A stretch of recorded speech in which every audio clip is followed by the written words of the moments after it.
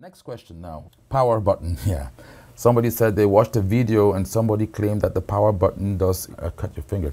I'm almost tempted not to answer that question because if that were the case right now, KETRON would be in a lot of lawsuits. We've shipped many arranger keyboards, especially in Europe, and a lot of these are now heading to the United States as well.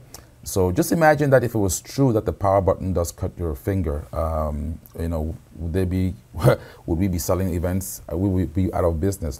But no, and there's a reason for why the power button was designed the way it was. And let me try to explain that again.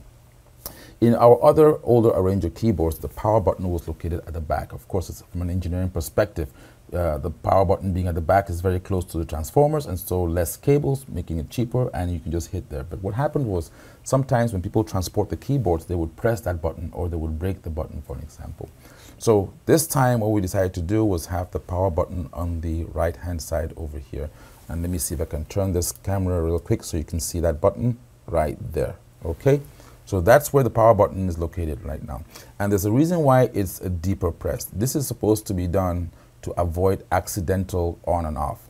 So imagine if you're playing at a performance and you have a couple of people who are maybe drunk and they're coming in there and they're trying to toy around with this. By just simply touching the button like this, there is no way that the button is going to be turned off accidentally. You have to physically actually go in and press that button.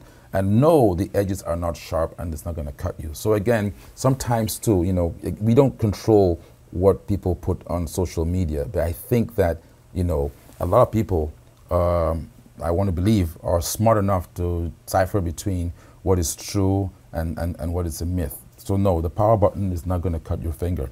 I don't think by law we could design such a feature, otherwise we would be out of business. So I hope that answers that question. Digital sliders and knobs, being able to store and not to store values. I think I already answered that when I dealt with the registration, right? Being able to recall, and how you can do this in one of two ways. For example, being able to recall the value of the sliders when they were saved, when they were saved as registration, or ignore that altogether and recall it based on the location of the sliders as they are right now. And you can choose either of those two routes. Each of them will benefit you best in the way you see fit.